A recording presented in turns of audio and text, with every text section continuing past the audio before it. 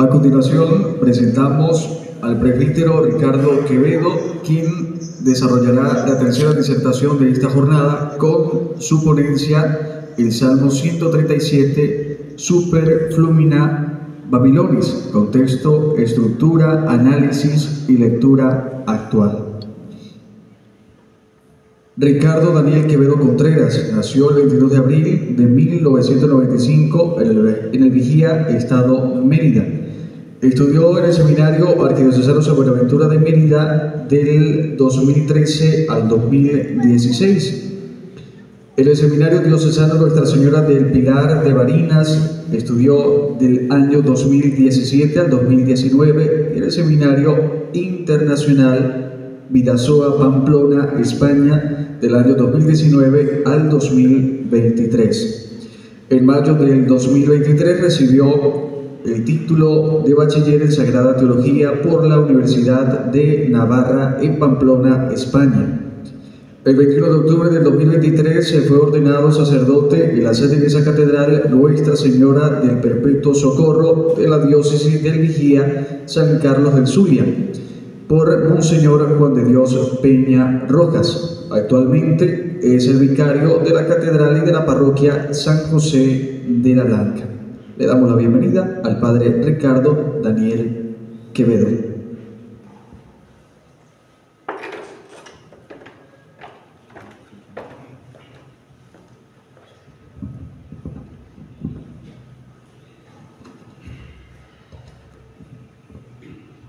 Buenos días. Primero que nada, agradezco profundamente al padre rector, al padre Julio César, al padre George también, y a toda la comunidad formativa de este seminario, que fue también mi casa de formación, de la cual guardo muy gratos recuerdos. Y bueno, primero que nada, como ya aparece ahí, no hace falta volver a leer el título de esta disertación, pero sí quiero hacer como una breve introducción, muy breve si se quiere, del por qué. La verdad es que a los que nos ha tocado, y a la mayoría nos tocará en su momento, a los que no ha tocado le tocará, estudiar fuera para hacer alguna especialización o algún estudio teológico, filosófico, del tipo que se quiera, pues nos da en varios momentos de nuestra jornada nostalgia de nuestro país, sobre todo pues viendo ahora mismo, ¿no?, la situación que vivimos, y aunque no lo viviéramos, sentimos nostalgia, ¿no?, del tiempo en nuestro país, ¿no?, la añoranza.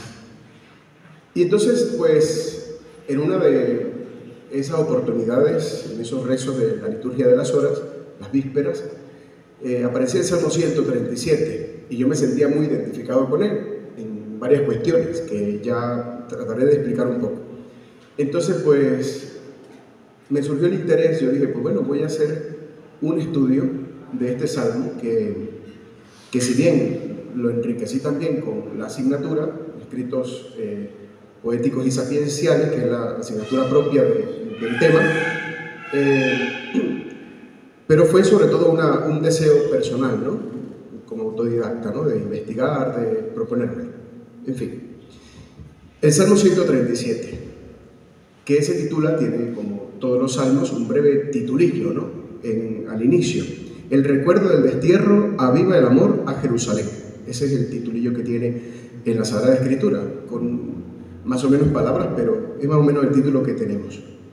Y son, pues, 9 versículos. Voy a leerlo porque no tendría sentido si no lo leyéramos. Junto a los canales junto a los ríos de Babilonia, allí nos sentábamos y llorábamos, acordándonos de Sión.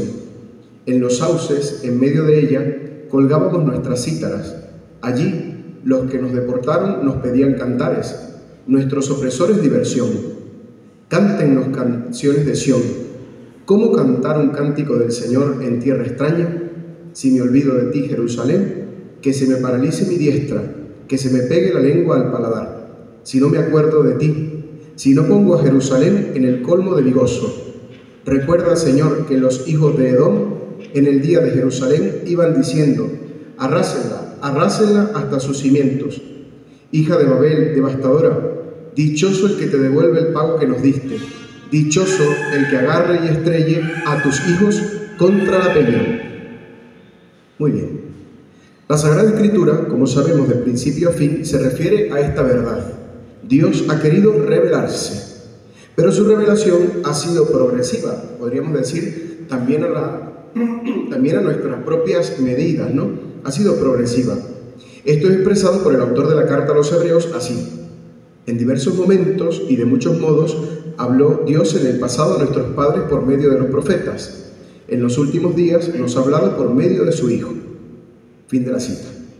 Precisamente la encarnación del Verbo es el culmen de dicha revelación de Dios. Respecto a la revelación en la Sagrada Escritura, la idea es esta: Dios toma la palabra humana para revelarse al hombre. Por eso se puede afirmar que los salmos son palabra humana y divina a la vez. Ellos son la respuesta del orante piadoso a Dios, el Padre de las misericordias. Para tener una comprensión amplia de un salmo, es importante leerlo en su contexto y tratar, en la medida de nuestras posibilidades, de meterse en la mente del escritor sagrado. La Constitución dogmática sobre la divina revelación Dei Verbum del Vaticano II presenta 3 criterios para una interpretación auténtica de la Sagrada Escritura bajo la inspiración del Espíritu Santo, que son: primero, prestar una gran atención al contenido y a la unidad de toda la Escritura; segundo, leer la Escritura en la tradición viva de toda la Iglesia; y tercero, estar atento a la analogía de la fe. En esta presentación, pues, nos detendremos a hacer una relectura del Salmo 137, tomando como guía estos criterios del Magisterio y aplicándolo a la realidad de nuestro tiempo, que es un poco el final, la lectura actual. Muy bien. Entre todos los salmos hay unos que acarrean dificultades al lector cristiano, más aún, que parecen desafiarlo a una protesta. Entre ellos están sobre todo los denominados salmos de la venganza y de la maldición. Con esta frase hemos querido comenzar nuestro comentario al Salmo 137, frase de Guardini, porque abre un gran horizonte respecto al deseo del autor sagrado y la realidad que quiso perpetuar con él. El Salmo 137, en el conjunto del libro de los Salmos, los sujetos que hablan en el Salmo, la estructura, el género, entre otros.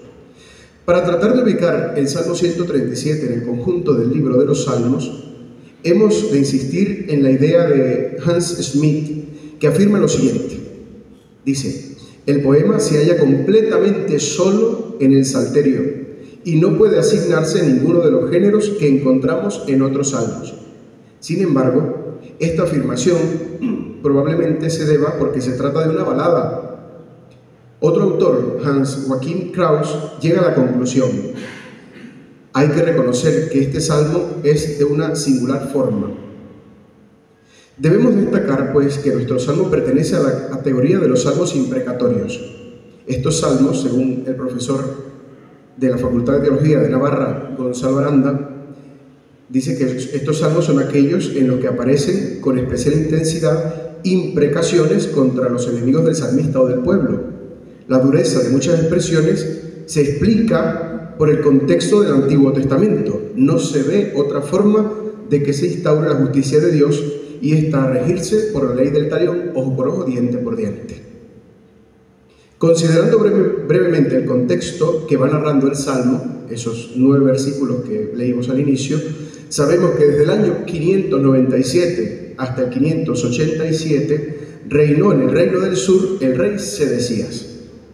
Por las guerras precedentes, por las guerras que antecedieron a su reinado, el reino del sur empezó a ser vasallo de Babilonia, pero luego cayó en las intrigas de aquel tiempo, a pesar de que el profeta Jeremías había hecho serias advertencias de que si se aliaban con Egipto iban a acarrear consecuencias serias al reino.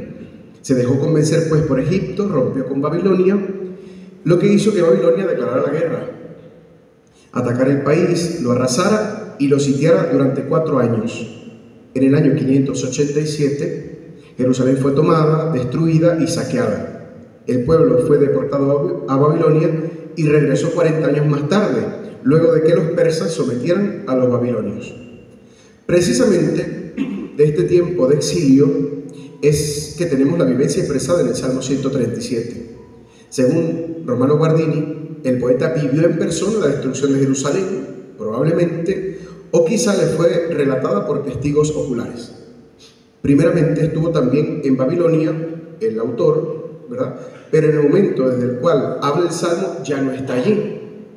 Por la riqueza de las expresiones podemos situarlo en torno a una orilla de los canales de Babilonia, bajo la sombra de unos árboles que en un contexto distinto deberían ser motivo de agradecimiento por la tranquilidad y la frescura que daban luego de una jornada de trabajo. Pero se añade la situación de esclavitud, de destierro. El autor, aunque da bastantes detalles del entorno, se centra sobre todo en la realidad del ánimo de la comunidad. Colgar las cítaras, pues señala la nostalgia de tener tales instrumentos a la vista, de saberlos tocar por supuesto, pero que el corazón está apagado al punto de no querer tocarlos. Ante la petición insistente de los opresores, lo vimos al inicio cuando leímos ese salmo, que pedían que cantaran algún canto de Sión, el salmista exclama: ¿cómo cantar un cántico del Señor en tierra extranjera? Hay que recordar aquí pues que este cantar de Sión hace referencia muy probablemente a los cantos sagrados de la liturgia del templo, y que la petición por parte de los gentiles, los opresores, más que un simple deseo de escuchar un canto, puede verse como una ofensa, como una humillación para el creyente. Las expresiones que siguen están cargadas de un deseo de esperanza. El salmista evoca a Jerusalén y sabe que olvidar a su tierra, el motivo de su alegría, todos los beneficios que Dios le ha dado a su pueblo, es el peor de los males. Sí, olvidar a su tierra es el peor de los males. Concluye con una petición de venganza en los últimos versículos, además muy duros, ¿no? Dichoso quien agarre y estrelle a tus hijos contra la peña. Pero para comprenderla, insisto, hay que meterse no solo en la cultura, sino en la mente del autor, que estaba profundamente dominada por la ley del talión. Hemos dicho ojo por ojo, diente por diente. En la idea de Joachim Kraus, el Salmo 137 nos dice: es el único salmo del Salterio que no se puede fechar con seguridad. En él se hace referencia a los judíos deportados a Babilonia. Sin embargo, como lo dirá el versículo 8, existe aún el imperio babilónico, y en el versículo 5, además, el cantor irrumpe fuera de la lamentación y eleva su voz. Ya él no mora probablemente junto a los ríos de Babilonia. Es importante destacar que aunque en un primer momento puede pensarse que no hay un autor, sino un grupo de autores, en este caso los desterrados, la clave de esta cuestión la dan los versículos 5 y 6, donde escuchamos a un solo cantor, tal vez al compositor del cántico, que hace que su voz resalte entre los lamentos de la comunidad. El autor, que de por sí da bastantes detalles del entorno, se centra sobre todo en la realidad del ánimo de la comunidad desterrada. Los puntos e imágenes que se destacan de los comentarios. Para el gran biblista, digo gran por su influjo sobre todo en la mayoría de las traducciones de nuestra Sagrada Escritura, ¿no?, de la Biblia que la mayoría tenemos, Luis Alonso Shekel, hay que concebir el Salmo 137 como el canto de la resistencia espiritual de los desterrados con esperanza. El canto, entre otros factores, los protegió de la asimilación religiosa a Babilonia, los aglutinó como grupo y además los confortó en la fidelidad y en la esperanza. Nuestro salmo es muy rico en imágenes y presenta una serie de realidades que abordamos ahora de manera muy breve.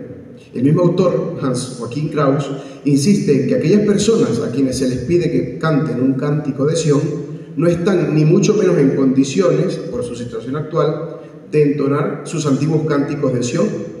Todo se ha convertido en sufrimiento y lamentación, pero a pesar de todo, y aquí está un poco la clave, no se ha olvidado de Jerusalén. Hemos dicho el motivo de su alegría, el recuerdo de la fidelidad de Dios frente a la infidelidad del hombre.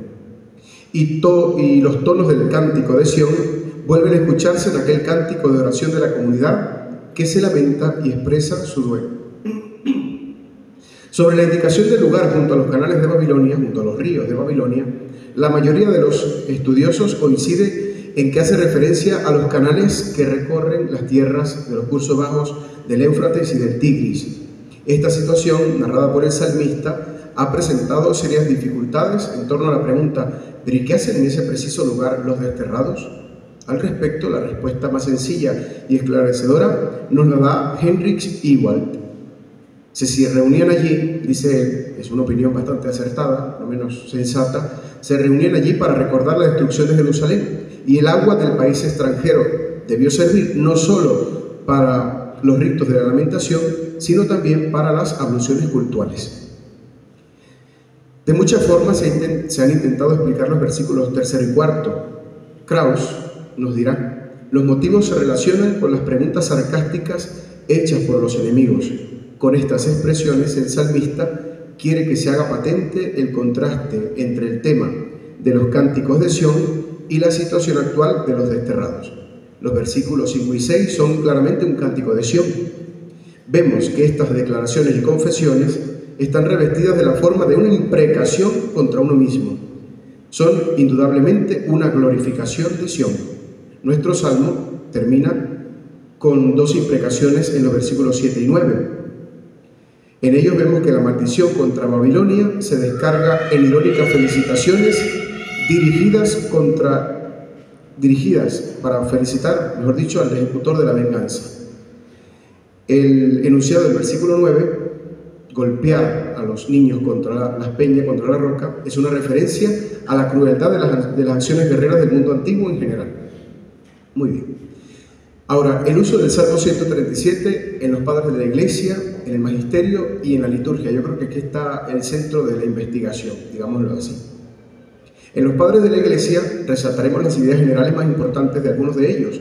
Nos detendremos especialmente en Agustín y San Juan Crisóstomo. Sin embargo, por ejemplo, San Jerónimo, en la 22ª epístola a Eustoquio, nos dice: puesto que es imposible que el fuego de la pasión, bien conocido por todos, no penetre en los sentidos del hombre y en su médula, con todo derecho el Salmo alaba y llama bienaventurado al que inmediatamente muerde en el capullo los malos pensamientos y los estrella contra la roca.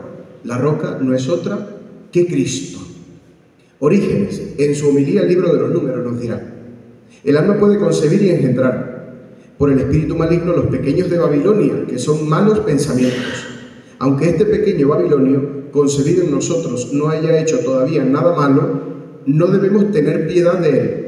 De hecho, debemos matarlo inmediatamente y estallarlo contra la roca que es Cristo.